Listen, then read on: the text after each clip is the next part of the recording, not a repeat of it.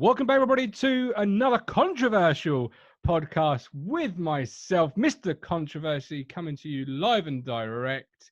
And I am joined this week, my friends, by the tag team known as Hard Truth.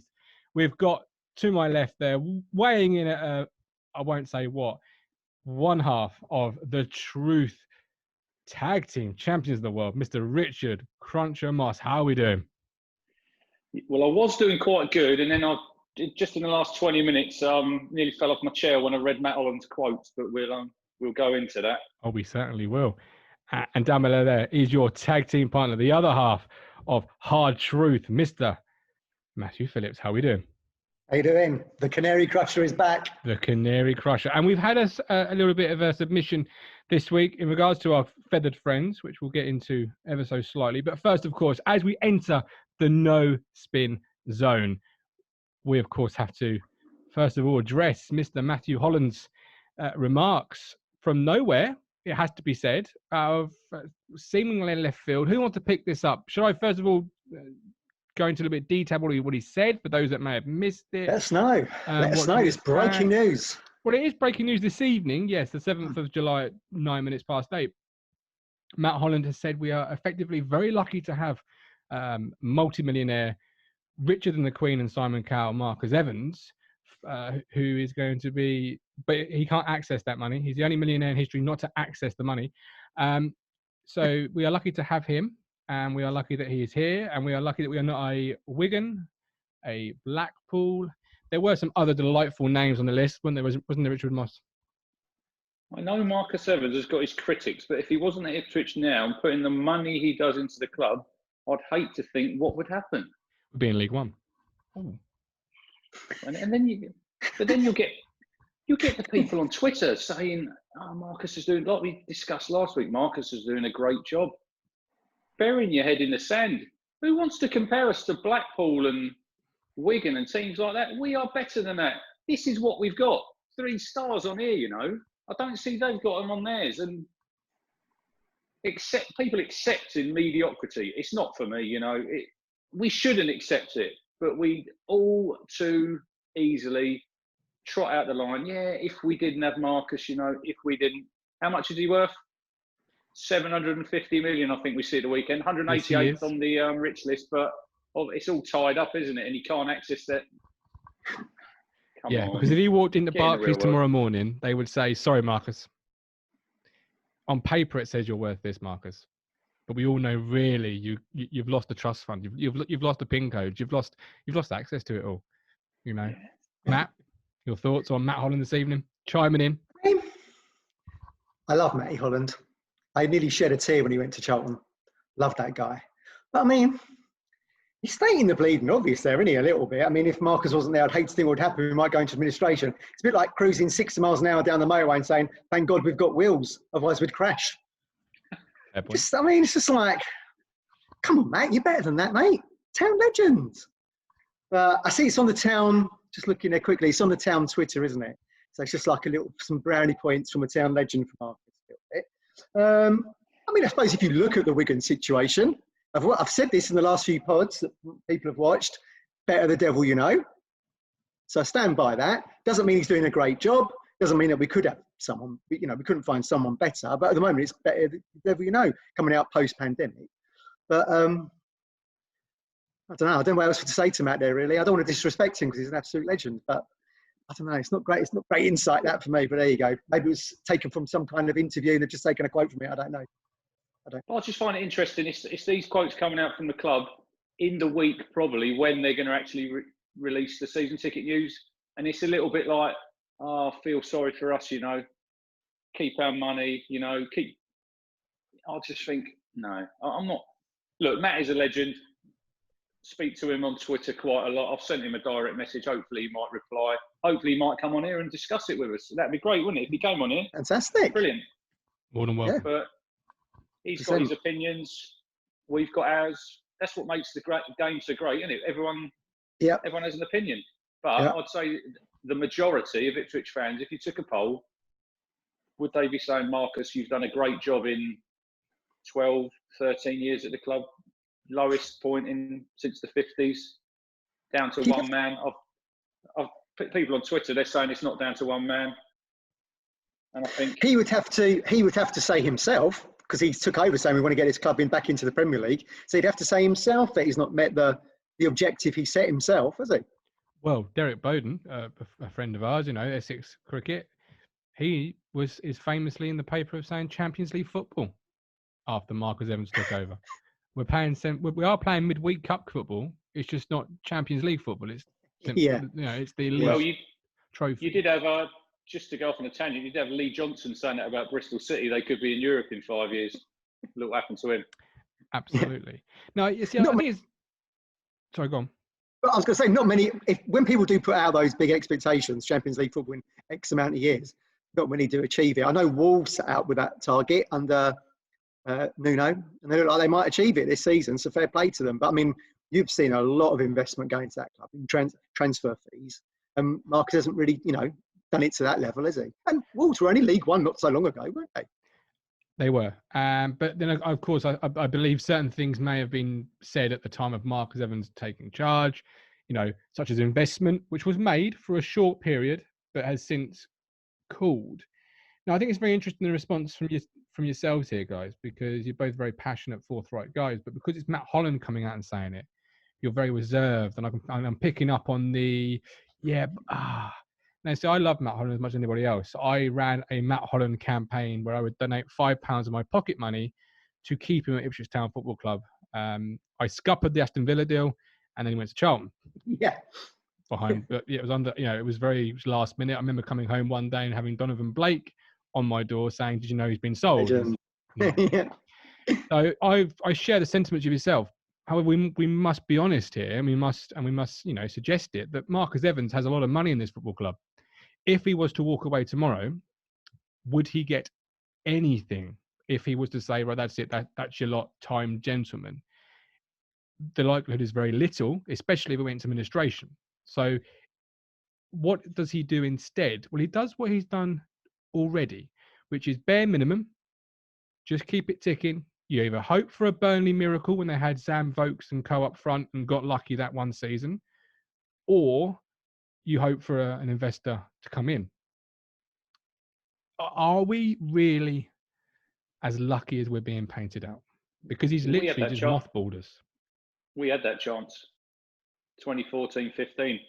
Like I messaged you last night, they had the highlights was on Sky. I turned it on and there was Norwich beating us in the playoffs. That's the season when Marcus, as a businessman, I've said it countless times. People probably get bored of me on the radio saying that is the time. He should have invested in a couple of players. We bought Freddie Sears for 100,000. That was it. Take a gamble. Mick, I know we can go back and this happened, that happened. I think we both know if Mick was given X amount of pounds to spend, he would have spent it wisely, and it could have been, we could have been in the Premier League. We could be sitting here. It could be a totally different story. It's not. We are where we are now. And we are now where we are because of one man, Marcus Evans. I don't care what anybody says. He is the main reason why we're in League One. You could blame Mick. You could blame Paul Hurst. You could blame Paul Lambert. All of them. You said before, Martin, with Marcus, it's rinse and repeat. And it will keep being rinse and repeat season upon season. Nothing's going to change, I don't think. I don't think nothing's going to change while he's at the club. No. And I don't care.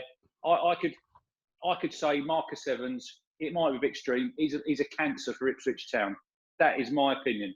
People might hammer me on Twitter for it. That's what I think. He's no good, not for our football club. Matt? Well, I mean, Rich is right. I mean, things have certainly stagnated, haven't they? I'm just thinking back to when he took over. I think didn't we beat Bristol City something like 6-0 and John Walters scored a hat-trick. I think he must have taken over the week after that. And I was quite close to someone at the club around that particular time, and they had told me that when he took over, they said, "You don't have to do anything. This team is flying. Just keep it on this even keel, and they'll be in the Premier League." And apparently, he, if you think of a sweater, he picked at the sweater. Suddenly, he had a strand, and he kept picking it, and it's unravelled into what Rich has just described. And here we are. We find ourselves in League One. You're right. So again, we mentioned it last week. Sliding door moments for Ipswich always seem to go against them a little bit, don't they? That investment we didn't get. I think we were top of the table after that 4-2 win at Brentford, Boxing Day. Yeah. We were absolutely flying, weren't we? We looked a real unit of a team now. We were bullying teams, proper McCarthy football, wasn't it? And it was quite entertaining as well. Because you were winning games.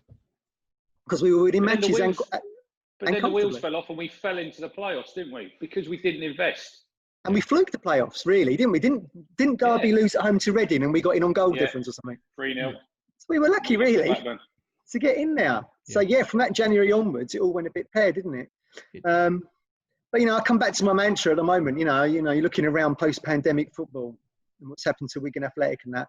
I do think it's, at the moment, better the devil but there's no reason why we can't be thinking long-term that someone else couldn't come into the club. And Ipswich is investable. Believe you me, I would imagine Evans is getting lots of offers on Ipswich at the time. Don't fall into this trap of negativity we get on social media or on those were the days forums and all that kind of thing. Ipswich is still an investable club, in my opinion. Yeah, but it's the accepting declining standards. It's now looking at us on through the same lens as Wigan or Blackpool. No disrespect to them. I know they're in our division, or Blackpool certainly are. But I think as somebody replied to somebody who listed all those clubs in the Twitter post, we have never been on those levels. We should never been viewed at those levels. Right. We should always be viewed, as Richard said, with 3 stars. Statman was the man who said that, and I totally agree with him. Why should we accept being mediocre? Why should we? We're better than that. Yeah, it's the same way you accept standards of a player coming in. Because I've been proofreading an article today that someone sent me about the year, funnily enough, that Marcus Evans took over.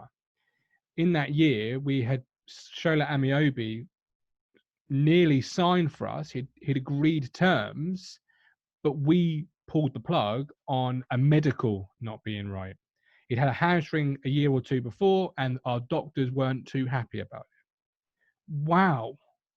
Us saying no to a player who had agreed terms because of an injury. Now that's a prerequisite of joining Ipswich Town. Have you had an injury? Yes. Well, come aboard, my friends. In you come. But that's a declining standard we've accepted, isn't it? Because we're no longer fishing with adequate rods. We're now trying to find the rusty ones at the back of your dad's garage. Can't catch anything. Town fans shouldn't. I mean, I can understand why some Town fans would be like that. Because over the last 20 years, they've been starved of success and just seen relegations. I get that. I do get that. But we're all old enough to think that, we have seen. Certainly, I've seen Town lift trophies, and we've been to Wembley, and I was there when we won Division 2 before the Premier League in '92. So hold on to those standards is what I would say to Ipswich Town fans. These people must be scared to do anything, Matt. You can't change your girlfriend. You can't change your car. You can't change your house. Yeah. Because what if, The clues to how we should hold our head up high, standing right outside the stadium. Alf Ramsey, Sir Bobby Robson, 2 nights of the realm. Yep. Do you know what I mean? Bookending the stadium. Look at those 2 guys and think what success they brought, not only us, but brought the national team as well. And that is in our DNA. That is in our DNA. 3, won't you? Because you'll have Kevin Beattie. He'll be there as well. And the Beat will be there. Yeah, exactly. God bless him. Look at that and think. Yeah, that's in our DNA. We bleed blue and white. So don't let those standards slip. And Evans is only a custodian anyway. We're all in there for life, however long that will be. When we're 100 years old doing this pod. Moaning. Evans will be long gone. So he's only a custodian. People will say we're on here moaning, but we're not moaning. We, like you say, we feel it. Look, you can have Marcus. I've heard Marcus, he's really into the club. His daughter supports Ipswich. He's not one of us. Although, I'll spin it round. I went to AFC Wimbledon last year. Absolutely crap game. 0-0, Tuesday night, filthy night. Evans was there, so he must have some interest, surely. Or is he just in the vicinity? He lives down the road. He's got a house in Wimbledon. He's got a house in Wimbledon. But that's probably the reason why. I'd still love the local media to get hold of him. And get hold of what? They're still trying to find an opinion, aren't they? Well, we know. I think you called them, was it beige? Their articles they do. And look, they're looking for a story. Comes across as beige, doesn't it? We know that. But get hold of Evans. Let's have some proper... Get him on the pod. Come on, Marcus. Yeah. Well, don't be frightened. You can come on here. We'll be nice to you. And we will look at a few articles over the last couple of days from the Daily Times. But yes, it was Matt that called them beige, and I do agree with him. But let's move the conversation on now, gentlemen. I can see Matt is drinking from the Shiraz bottle this evening. He's bypassed the glass. Estrella. Oh, my mistake. So we're going to get to Barcelona. Absolutely. When you were swigging out of it, it looked like it was a whole bottle of red wine. I thought he's bypassed it. Yeah. Later. Mr. Moss, what have you got this evening? Honey Jack Daniels and Coke. Oh, wow. Very nice. And I'm back on the Belgian blondes. There was a Carlsberg in the fridge, but I didn't want to get it out because I knew you two would hammer me again. Oh no, yeah, we only drink good beer. Yeah. Or good spirits. Point taken. On this podcast. So we have had a little bit of a submission. Speaking of Canary Crushers, and I can share this with you. Now I may have to just obviously edit it a bit about in post recording, to not see my screensaver. I'll let you all guess what the screensaver is, but it's Marcus Evans really spending some money. Sorry. So here it is. And I'll grab both of your thoughts afterwards. This is from Charlie from Marksville in Mississippi. As fans, I think it's important to have perspective. And I know that hurts right now, but there are loads of clubs in serious shit. One of them in blue and white down the road, who, quite frankly, are going to rot in League One. I mean, feel free to clip this up, Ipswich fans, and hit this with me in a few years. But I honestly don't see how they're ever going to get out of that league. Now, Norwich fans need to remember we are ahead of schedule. And I know that's annoying. And I know I bang that drum. But we need to remember we've got our club. Yeah, we're still together. We've got a cracking fan base. And I've spoken to a lot of people in the football club this week.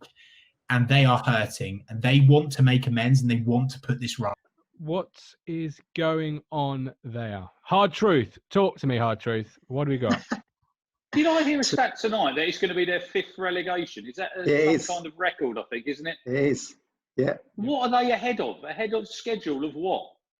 Getting relegated. Yeah. Look, we can all, they can laugh at us, we're in League One, yeah, fair enough. But what? So you're going, look, I've said before, the model of Norwich, I think they're doing it fairly well. You know, they're not spending a lot of money. But what is their ambition? Just to be a yo-yo club?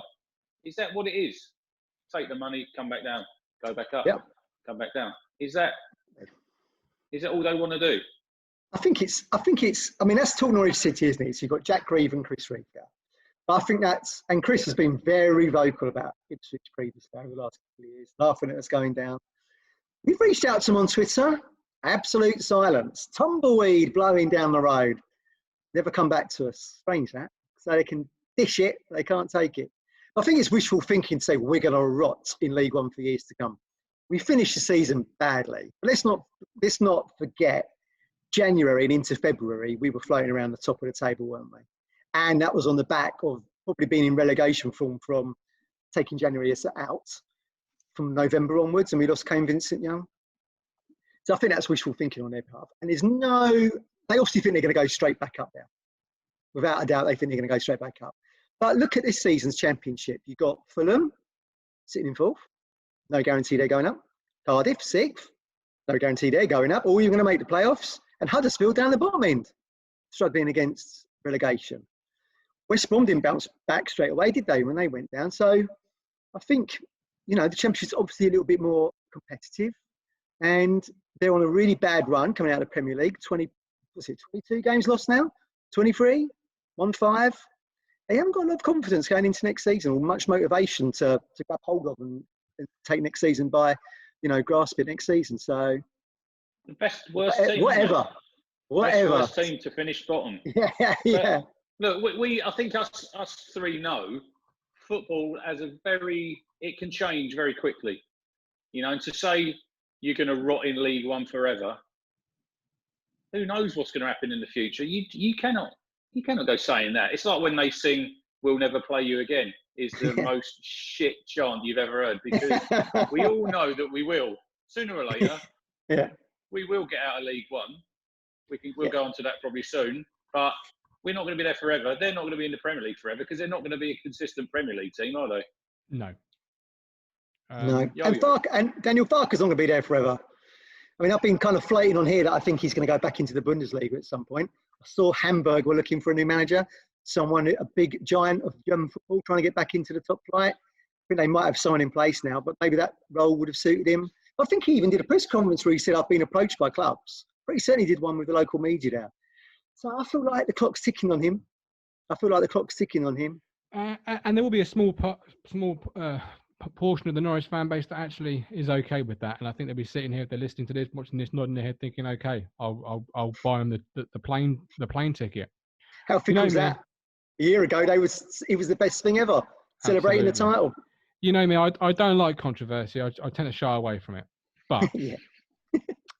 their whole way of doing things is one of those way of doing things that's always on a knife edge. If I asked you to name some big clubs in League One, give me some names in League One that are fairly big alongside us. Portsmouth, Ipswich. Sunderland. Yeah. Stop there. Sunderland, not so long ago, were a Premier League football team. Okay? Just because you're being relegated with vast amounts of money does not mean you're going to go straight back up, as you've just mentioned there with Huddersfield as well. The way they're going down would concern me because their manager is tinkering.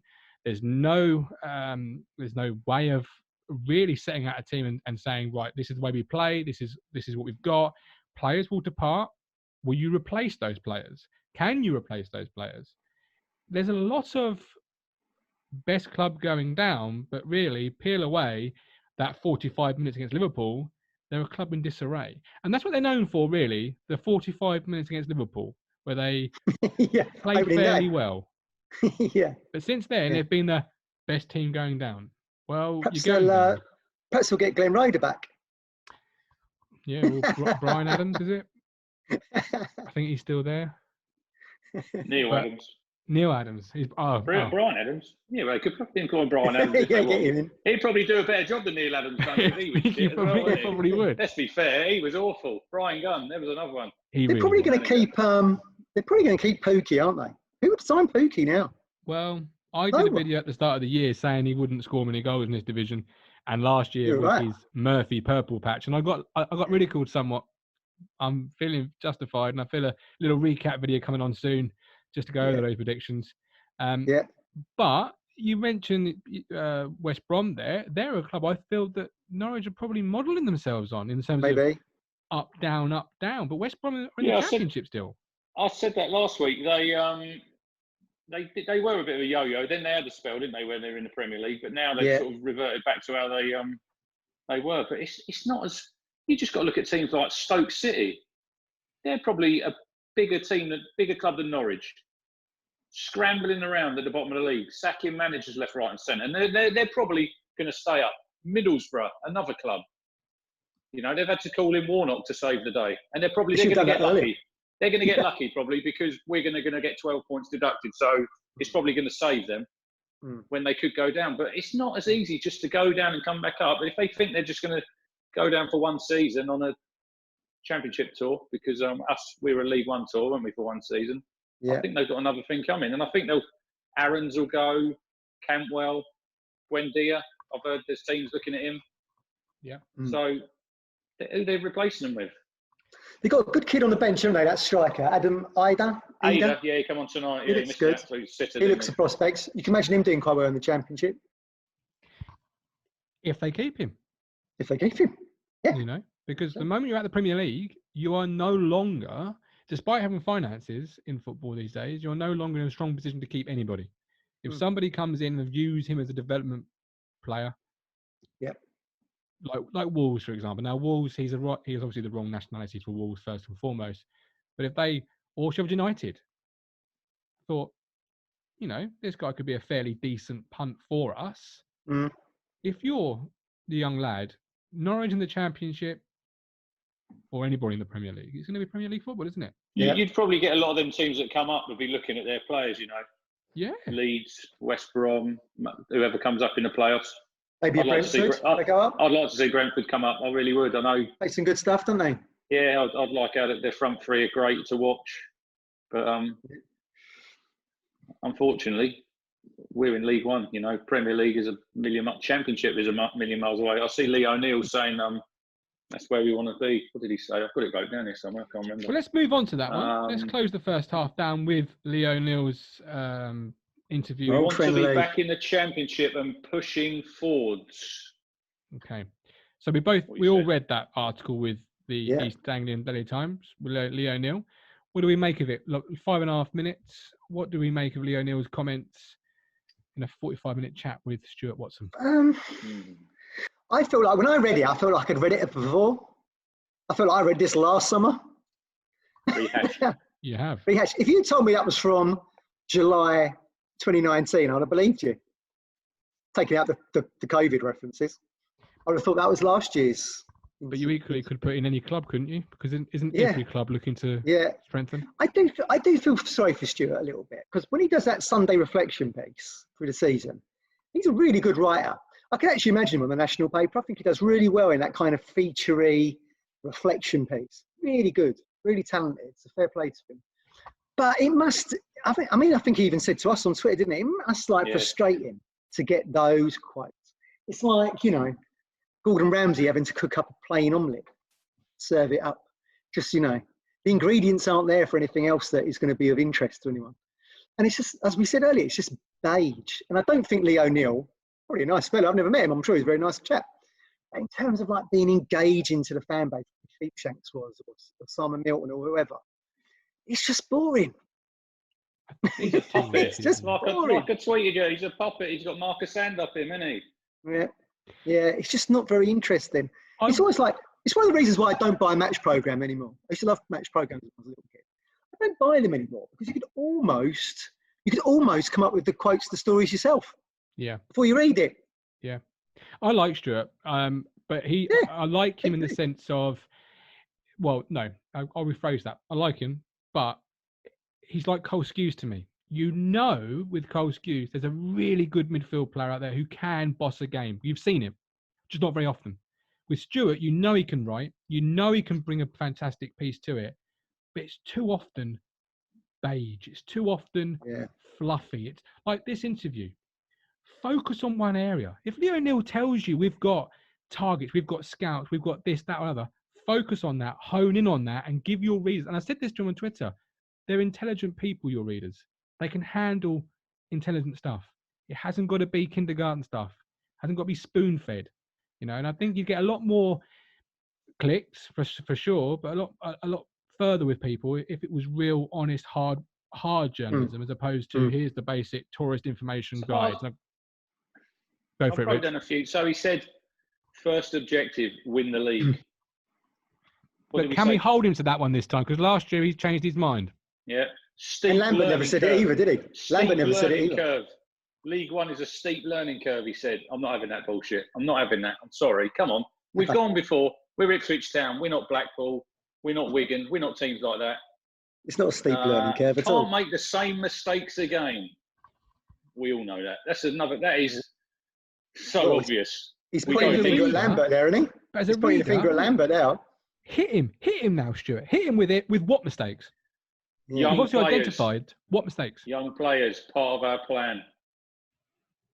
It's been part of the plan, hasn't it? Need to make additions. We need to make additions. Yet on Saturday, you're telling us that we've got a 10 million black hole to fill. We'll get to that one as well. But in the piece, we want to be back in the Championship, pushing forwards. We have done our scouting. And then he goes on to about the COVID test, and it's going to cost £125. I don't care. Interest from Marcus Evans and one bank account can do that. It's fine. 30 to 40k a month. I was just I don't know if you listened to Darren McAntony's not podcast. Yet. I listened this morning. He was he said some great points. I know everyone don't like him, but he's on about. He says there's got to be a wage cut across the board in League One and League Two. 20% he reckons, and then with the added take a 20% wage cut, you get an extra year's contract on that. He said they should be doing. He says £125 for testing is bullshit. He said you need to get that a lot cheaper, and they should be doing a deal. The club shouldn't have to be paying for this. This is, I know I'm going off on one a little bit here, but he said 29th or the 12th of September, but there's a lot of teams that want to stay in hibernation and not play. For me, we can't have that. And I totally agree with him where he's saying these teams, this is what we do. We play football. The EFL, they need to grow some balls and say to these teams, this is when we're starting. We can't be having another situation like we had, is the season going to end? And it rolls on and on and on. The season has to start sooner or later, and I know it's gone off. First half's coming to a close. Well, we'll pick up in the second half. It's a very good point. So yeah, we'll start the second half with those thoughts of yours, Richard. That's okay. Carry on your fine thoughts there. Yeah, I was just saying about McAntony, listened to his podcast about players taking wage cuts. An interesting point is about the 10 million black hole and we're losing this, we're losing that. Why have our players not been furloughed? Have they been on full pay for this the whole March, April, May, June? We're in July. We heard about taking pay cuts and that, and then nothing happened, did it? Nope. Nobody wants to take it up, do they? The paper remains. No one's asked that question. What happened there? Only me every week. Yeah. No. Well, but getting back to it, football has to start, and we can't be getting into a situation where clubs don't want to play. I know it's hard for some of them without fans, but McAntony reckons maybe they might start off with 25-30% in the grounds, then up to 50%. He reckoned by the new year that we'll be back to full capacities. I don't know. Maybe not. But, I hope so. Yeah, but in terms of the Lee O'Neill article, did they told you a lot about what they want to do? But did they give you any insight into how they were going to do it? Yeah, but they always say that, don't they? They always say, this is what we want to do. This is what we... Get out on the pitch. Show us. Don't keep talking. It's easy to keep talking and trotting out these same stories and just rehashing it. And you'll probably hear the same in about a couple of months' time. We're looking at this player. It says they've done their scouting. And then yesterday, we're linked with Charlie White. And I've looked... He's got 11 goals in 60 games. I'm thinking... I've scored more. It's on you, Rich. There's a couple of players.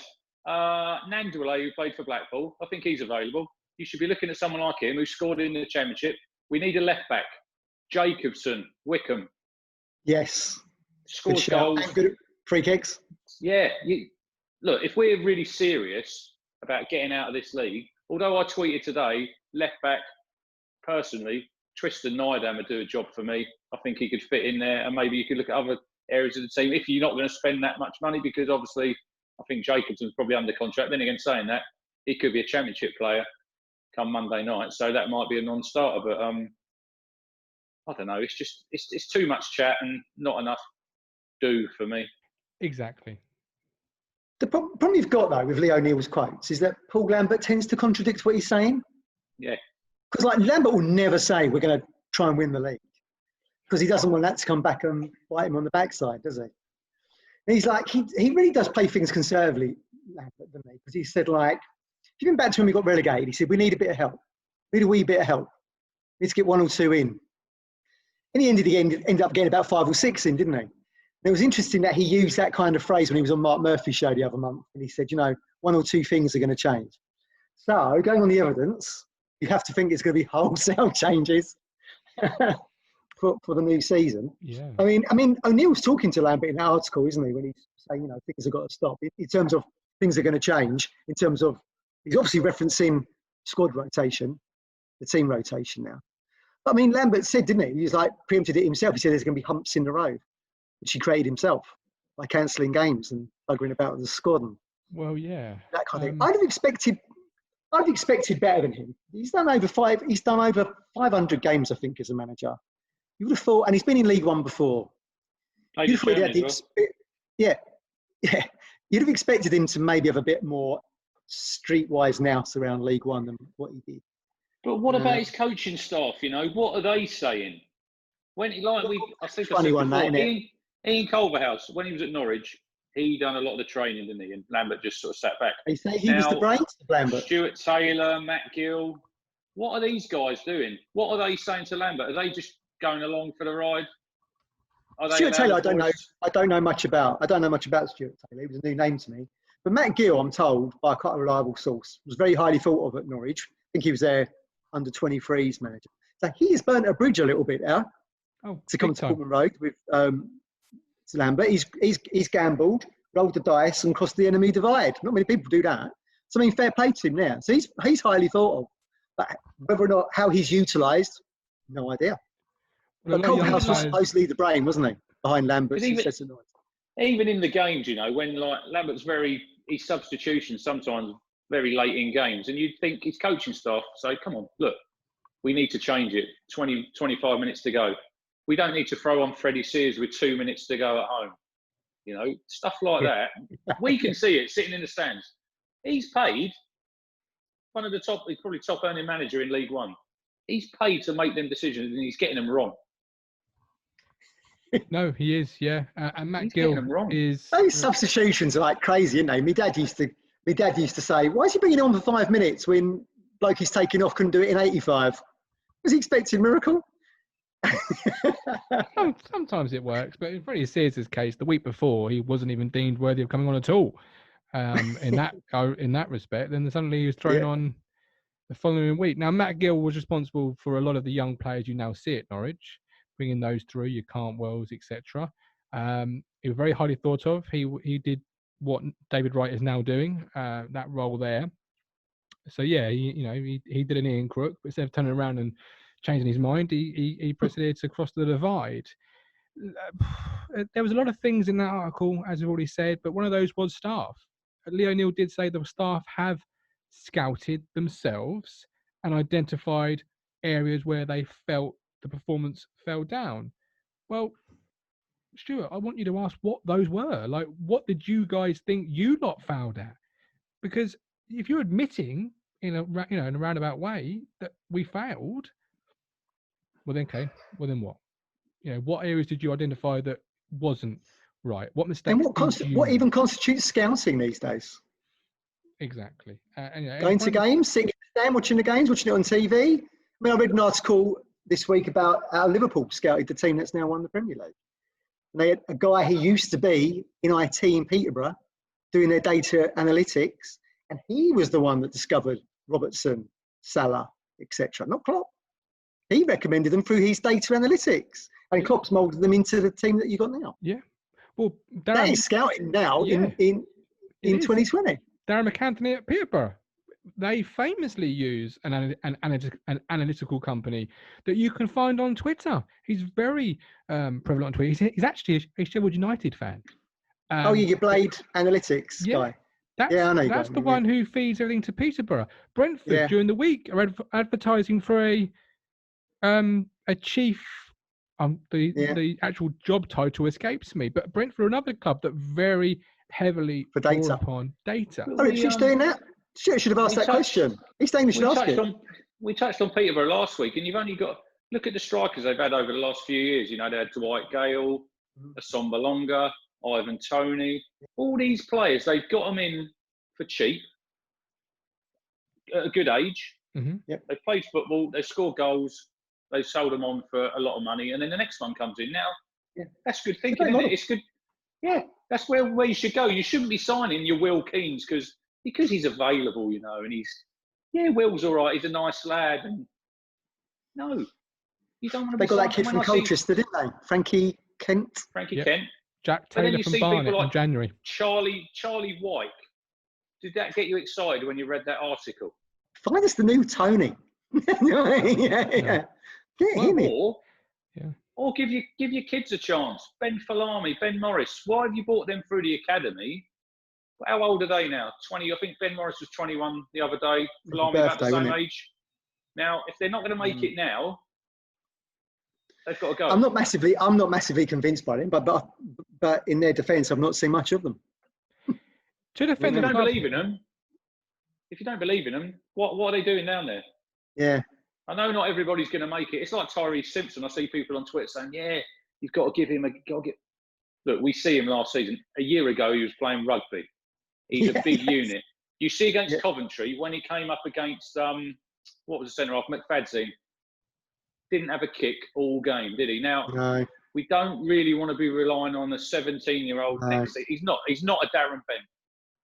Darren Bent, when he come through, he was young, very talented. Tyrese Simpson might be a good player, but what you need to do with him is say, look, off you go and play League 2 football or go play in the National League.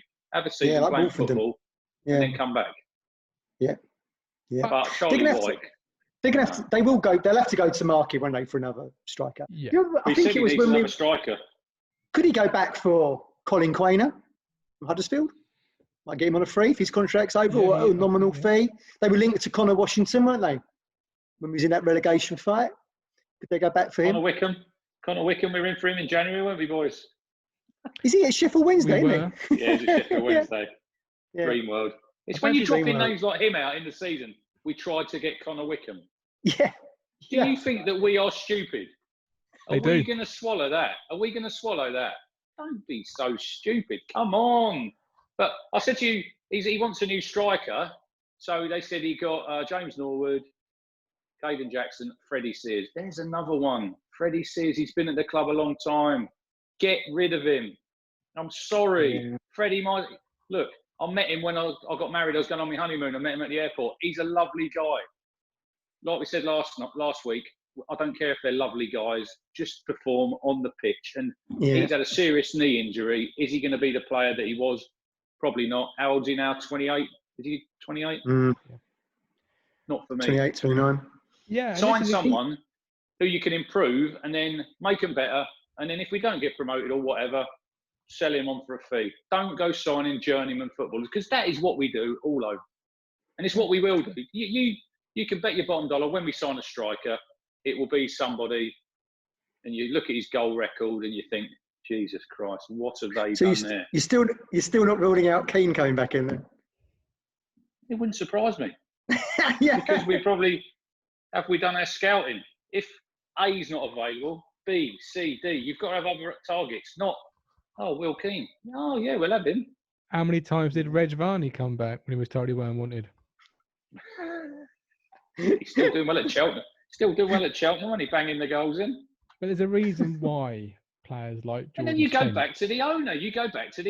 Because it's the finances that the manager has available, and he can only look in a certain area. It's all right saying we need a new striker. Marcus is going to give funds for a new striker. What is funds? How much are we? I see he might be available on the free. Pittman, he's 32. Yeah, I would like us to go for the back of the shirt. I would like us to go for the Jack Taylors of the world. You know, players that are up and coming. Yeah.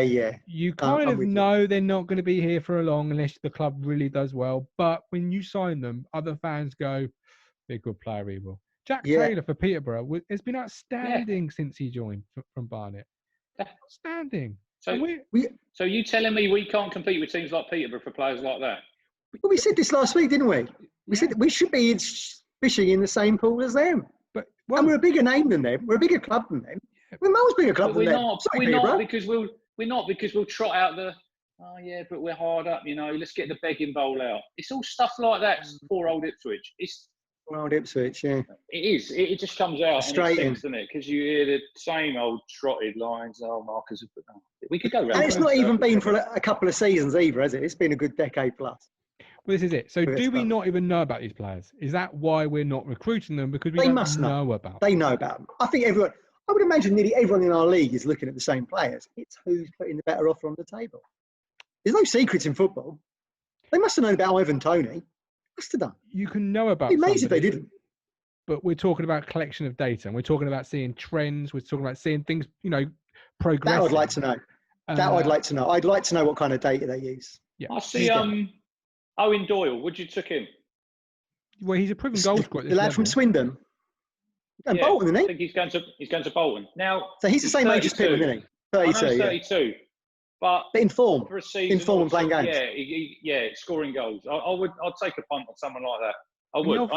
The old-fashioned mentoring. Get him in and get him giving some get a good pro with some good background behind him to actually tell your young players such as Simpson about being a lower level player, what it needs, what it does, what it is.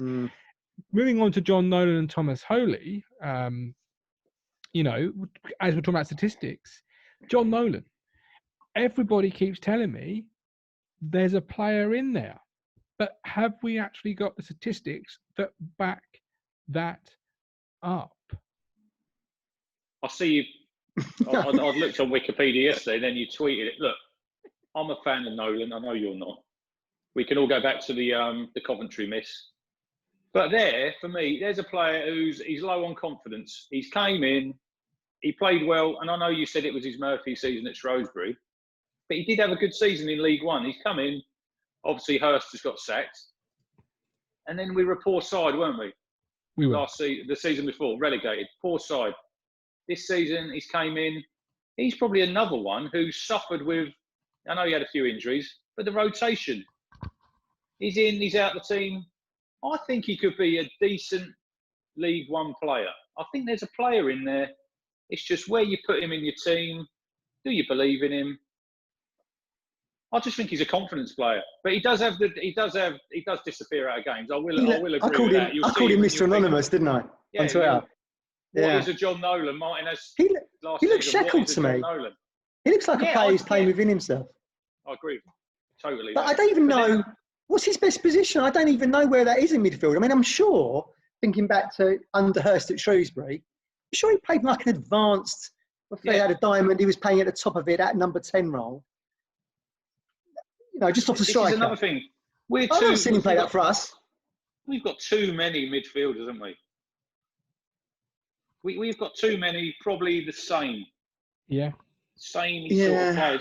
If you play him, say you played him at the tip, where are you going to play Alan Judge? There's another conundrum. We've got too many, Rich. We've got too many non-goal scoring midfielders, as we said the other day. Bishop doesn't score goals. We haven't had a goal. No, don't talk to me about Teddy Bishop. Bishop doesn't score goals or play games. He was in line to do the shirt, modelled a new shirt, but he strained his neck putting his shirt on. Skuse doesn't score. You cannot. Skuse doesn't score. He doesn't score. Downs doesn't score many. We could have a bet here. We could have a bet here. Say, how many games is Teddy Bishop going to play in the new season? I'll play more. Under 15. Yeah, I was going to say under 12. Yeah, and sooner or later, I think he's in the last year of his contract. Yes. Yeah, there's a long list, isn't there, with 1 year left. Yeah. I wouldn't be giving him. We just don't have enough goals in midfield, and that's probably one of the reasons why we fell away a little bit. I tried to do some statistical digging on John Nolan, and do you know what the statistics told me? Even the statistics do not know what John Nolan is. 0 assists because he had the most amount of long shots, but he can't score. He gave the ball away the most, but he had one of the best statistics for short range passing. So, under 5, under 10 yards. So there was these massive contradictions in, and I just ended up looking at it and thinking, even the statistics are telling me, Martin, we don't know what John Nolan is. Because when he excels in one category, he breaks down where you think he should be strong in others. I do remember thinking, is he a box to box? Is he behind a striker? No, we don't know. We just don't know. Don't say it either. They're like, I don't fucking know. Don't ask me. He was having a good end to the season when we got relegated. When he got injured, didn't he? He scored that goal at West Brom. I remember thinking, he's looking like he's found his feet a little bit here. And then he's got relegated and he's got injured and what have you. And the trapdoor's open for him a little bit, but. He just don't score enough goals, does he? The midfield just doesn't score goals. And it's exactly what's about Holy in my controversial opinion piece this week. I simply said that for a goalkeeper that had been locked in a battle with Will Norris all season, which was a fact, whether you liked that or not, they were locked in a battle where no one really put themselves head and shoulders. No one really did. Norris made one or two more catastrophic mistakes, and that's probably the final now, and that's why Holy should have probably edged it. But when you look at the statistics, Holy played more games than Norris, but Norris was ever so slightly just behind him. Had we finished the season, there's a very good chance Norris would have finished the statistical better goalkeeper. And in my piece, I said, Holy is a good backup at this level, but is he your number one? Is he, as McCarthy said about Barr, is he going to win you 12 points on his own? Is he going to win you games? And I asked people on Twitter, find me 3 games to convince me about Thomas Holy. And I didn't get many offers on those. Well, watch this game, and this game. He's a good League One goalkeeper, right? He's a goalkeeper that suits our level right now. Yeah. If we were in the Championship, we wouldn't have signed him, would we? Be realistic. No.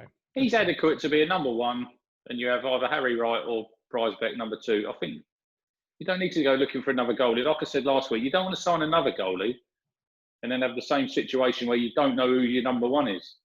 They look at the lad from Northampton is the rumour, isn't it? Cornell? Yeah, I think last season we looked at him, didn't we? Yeah. He'll have suitors probably from other championship, I'd imagine. As a backup keeper in there maybe. Well, and as I slightly disagree there with Rich about Holy being number 1 material. If you told me sign a goalkeeper or bring a better striker in, then I'd suddenly be okay with Thomas Holy being number 1 for 46 games of the season, because I can't play 2 goalkeepers, so one's got to sit on the bench. Going back to the midfield question, you've hit the nail on the head there, because if you've got an adequate goalie, if you're scoring enough goals, it's not really going to. How many goals did we score last season? Was it 58? It wasn't enough, that's for sure. Yeah, it's not. You've got to have goals from all over the team. If we're scoring more, it doesn't. Like when Joe Royle was in charge, we'd let in 2 or 3. We'd score 4 or 5. It didn't really matter. Kevin Keegan was in goal, but anyway. The 6-4 against Crewe. Yeah. Great times. I sometimes long for those days. Absolutely. And when you're in them, you think it's going to last forever, don't you? But sadly, they don't. Yeah. A lot like this podcast. So let's wrap this evening up. Have we missed the black hole? We've missed out. So we should touch on that very quickly. First of all, I'll just throw my 2 cents in. I'll let you 2 discuss this black hole issue. They say they've seen a document, right? They say as seen, right? Isn't this a bit like having the news of the century and then not releasing the document? Like, if you've seen the document, you'd be front and central, that wouldn't you? We can all speculate. It's just speculation, isn't it? Worst case. We said at the time, didn't we? Scenario, a lot of it, isn't it? Yeah, worst case scenario. We said, and how have they got hold of that document? Have they got hold of a document, but really they've just looked through all our accounts from the last 5 seasons and worked out mean averages? Or have the club fed it out to them, put this out there, refunds are coming, maybe one of the offers is you don't need a refund, you can keep it in the club and what have you. Maybe there's a little bit of cloak and dagger there, I don't know. I'd be surprised if they've got hold of a document. It's the same Daily Times or the Daily Mail. And not published it. Yeah. When they say about a 3,000 drop-off in season tickets, that was probably going to happen anyway. Pandemic or not, a lot of people are just fed up. And maybe, Rich, we said this, didn't we, on WhatsApp? Maybe people, once they know the season's starting and when they can go back in the ground, will say to themselves, I'll get a ticket. I don't want that money going out whilst, nothing's going on. I agree. Yeah, because a lot of people can't afford, 30 odd quid a month. But I'm not convinced. I'm not convinced East Anglian Daily Times have got hold of a document. This ain't Fleet Street. This ain't the Daily Mail, is it? It's local newspapers. Yeah. Andy and Stu and Mark, come back to us on Twitter and tell us if we're wrong. If you've got the document, show the document. I mean, why we all know what can cover it anyway. If these are the reported, we can sell Flynn Downs, we can sell Wolfenden. That'll cover that, because Marcus won't have to put no more money in. Let's put it out now. We are going to sell Downs. Yes. Yes, he's linked to Palace. Palace today. It's starting. When Lee O'Neill said that he didn't need to extend his contract, that for me said, well, we know why. Yeah, and we know why. He's going to be sold. Yeah. And they will cite COVID's financial issues as one of the reasons. 3 million for me with add-ons, up to about 5. I think we can't really. Yeah. I would be expecting much more. A couple of things in the document were reaches. In the article, they didn't have no trouble putting figures on outgoings or loss of, but not incoming. So like they would say, well, that would be mitigated by so and so, but not put a figure on that. Funnily enough, but they wouldn't mind putting a figure on the fan zone, which. Surely they've not lost anything, because this time next year there's going to be another fan zone for the European Championship. It's delayed by a year. Yeah, you own the ground you're going to be doing it on. So what have you bought? Bottled beer? You can probably keep in the cellar. They said this week we've just had record pre-sales for the new home shirt as well. Yeah, it's the fastest selling ever or something, isn't it? Yeah. So it was upsetting, because in a weekend where you should have been celebrating some good news. 9,000 Town fans are the most loyal people you've ever met in your life.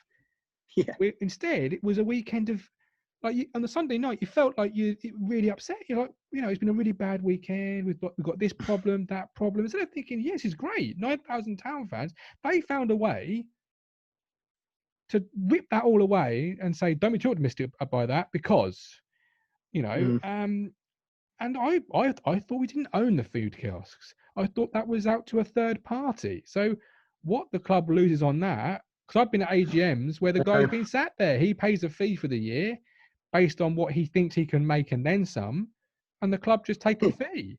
Well, in that case, I'm sure Marcus is just as good at paying him as he is giving our money back to us. So the club ain't lost any money on it, have they?